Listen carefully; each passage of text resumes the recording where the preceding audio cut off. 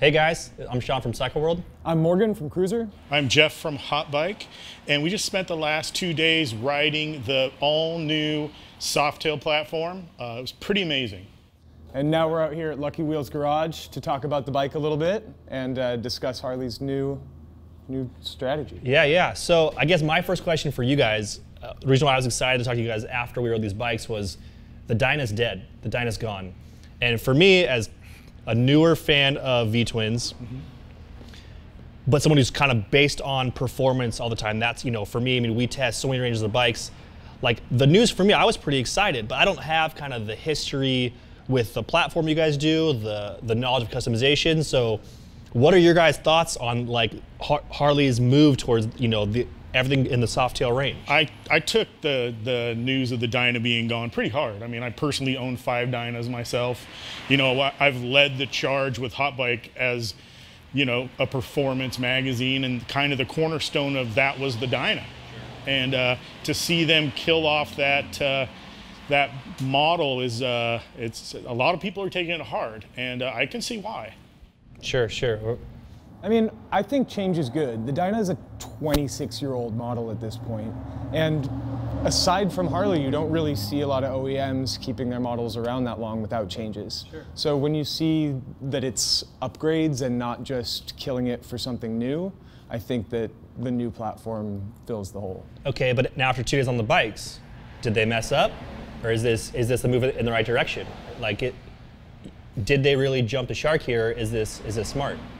I think sometimes, you have to alienate a few people to get a lot more people motivated to purchase new bikes. Sure. Right. Like the way Harley said it, it's not bad to break the internet. Everyone lost it for a bit, but it's still losing it. It's still losing it, right? But I mean, we've ridden them. You look at the platform, and it's upgrades, and it's not for nothing. It's not just to break the internet.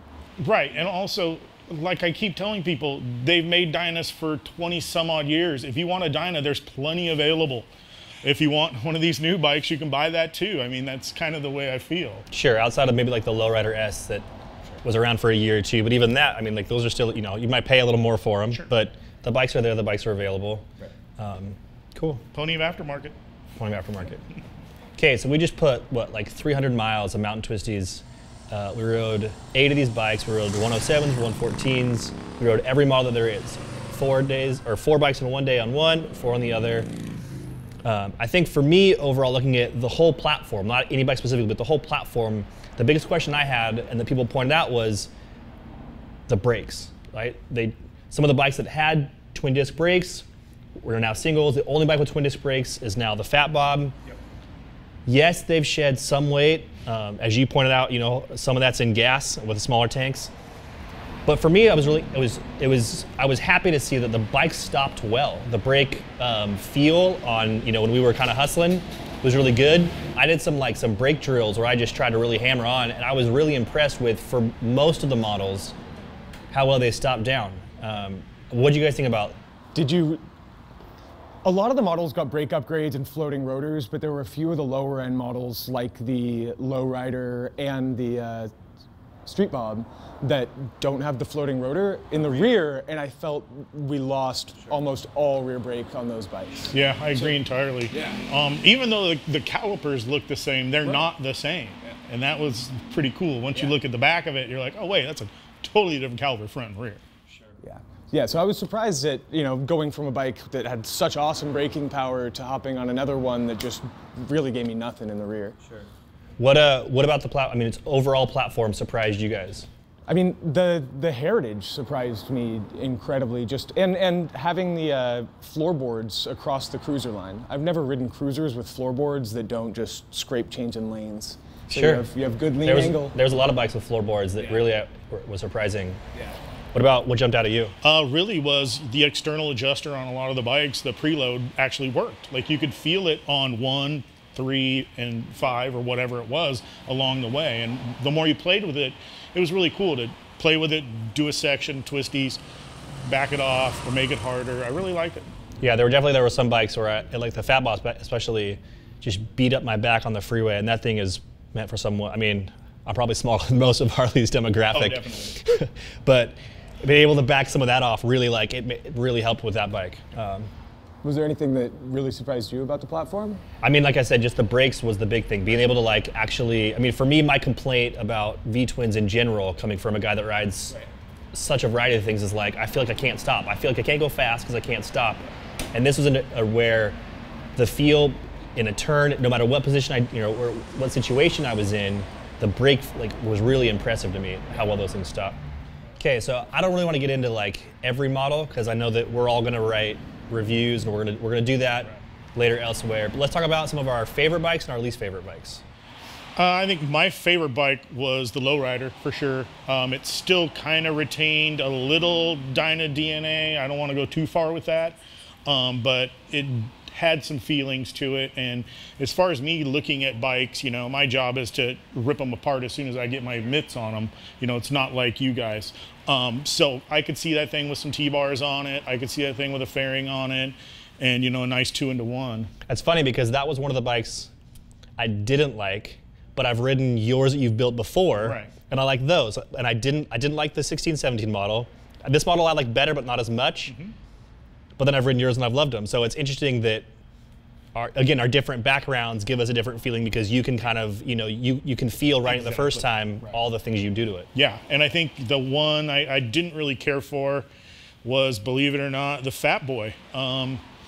It just, the frame, it's a wide frame with the big ass rear tire, and then the front one's pretty fat too. Just, I think where we rode them, and all those twisties and up and down the mountains and Big Bear and everything, that it just wasn't the bike for that. I think that it could be great somewhere flat like Houston or Daytona Beach or something like that. I think it's perfect for that. And it's more of a, I hate to say it's a posing bike, but it's that kind of Harley for that kind of rider. I had a hard time figuring out who that bike was. My chiropractor has one and has done 2,000 miles in 6 years.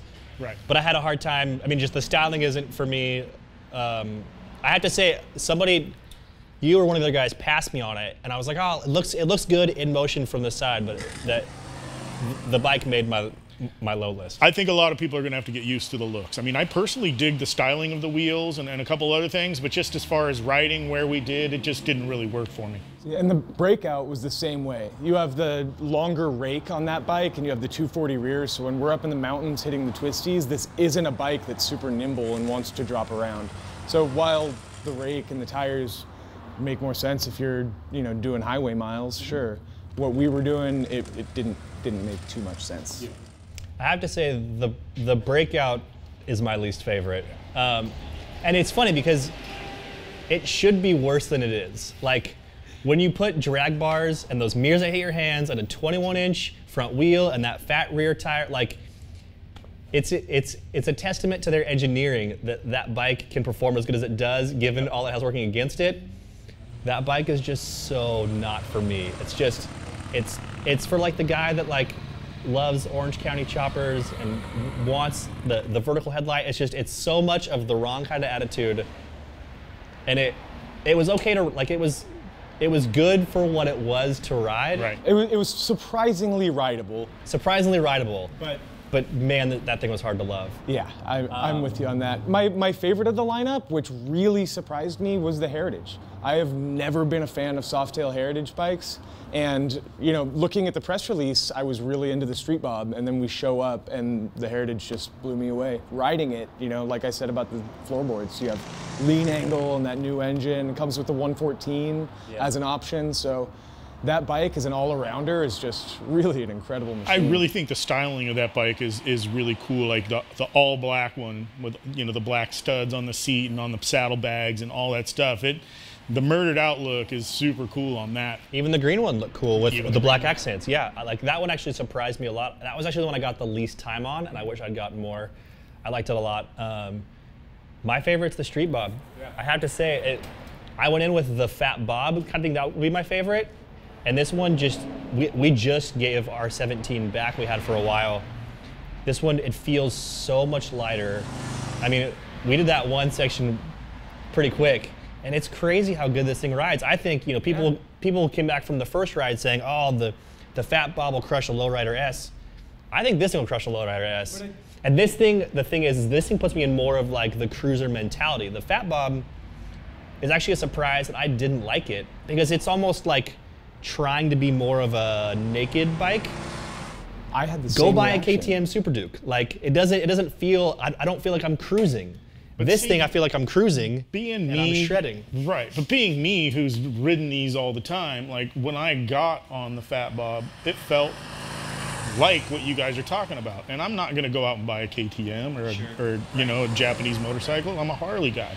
So I mean, I think it's kind of cool. I do like the updated futuristic looks. You know, everybody keeps kind of Terminator, but No, I mean, I think it's cool. I agree, and I think for the guy that wants that kind of ride but just loves the Harley as the brand, loves the style, like it's such a good way to get people into the brand, and I get that mix.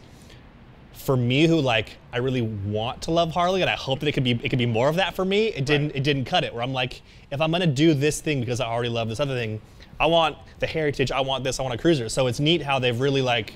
I mean, I guess that means they did their job. I think so. Even though it means that that was one that we had planned on getting to do a lot more with. I'm like, Right. oh, I kind of don't need to do more with it. So it's. But we should also note that both of your favorite bikes were the two only models with mids. And if the Fat Bob had mids on it, it would be a completely different machine. Mids and like a tracker bar. So here's the thing that I wanted to tell you. I was reading some of our old stuff, and you wrote an article about ways that you thought Harley sort of messed up with the 48. Right. That for me is the Fat Bob. It's like when they launched it, when they launched the photos of it, I went, oh my God, this thing speaks to me. And then you get on it and you realize they made a few concessions for the sake of styling. The huge front tire, a couple things where you're like, you got so close. Right, and like, you can ask them. I said, why did you put forwards on this? They said, because we had to with the exhaust. Right. And the exhaust was a styling piece, so they chose form over function. And the huge front tire to look zombie apocalypse. Exactly. If that were a narrower Right. tire and the thing would tip in better, it would be so much more fun. If those bars, you know, if they weren't the drag bars, and again, that's an easier fix than some of the other things, but that's one where you get on it and you're expecting it to feel like this sporty bike, and as someone who's ridden those, you're like, man, there's like these 4 or 5 things. Same with the 48. Like the 48, you're like, they finally made a Harley for the me's of the world, and you get on, and you're like, oh, but man, they just like, Almost. yeah. Yeah, it's just this feeling of, you know. And you're like, if they just tried a little less hard to nail like the styling aspect, the bike would be And so I much think better. this was their like, yeah, we're killing the Dyna, but look, performance guys. Right. And they were, they were shooting for it, and I don't think they hit it with the Fat Bob. That said, I think they're gonna sell a whole bunch of them. Oh, I agree. I do too. I think people are gonna love them. Yeah, and I don't think we're gonna see a lot of them that look like they do now. Oh yeah, for the very long. aftermarket's going to get so heavy on Yeah. these bikes. It's not even funny. Right. Well, and that's the cool thing, I guess, about the whole platform is that the stuff is interchangeable. I'm talking to a buddy today who's asked me about this bike, and he's a big dude, and I'm like, you could put a 5-gallon tank, you could do things to make it feel like a more substantial motorcycle. A lot of us said that this feels like a Sportster, and for the guys that don't want that, you can add things that maybe aren't a bunch, that are functional, but that make it feel bigger, or you can mix and match different pieces across the line, which is. I mean, like even what we were just saying, if you look at the mids, they're mounted to the forward position. If you were to put a different pipe on, you could just use takeoffs. Right. Sweet. So yeah, the Fat Bob was definitely my biggest surprises. For you guys, what were your guys' biggest surprises over the 2 days? Yeah, like I said, I was just so surprised that I really liked a Heritage. That was strange. It was alien to me. I loved it, but I didn't know I wasn't supposed to, so Yeah. whatever.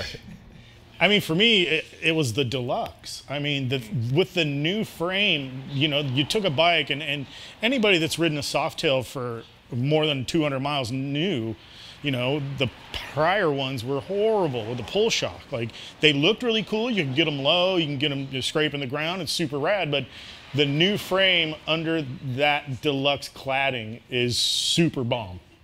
Yeah, it was funny.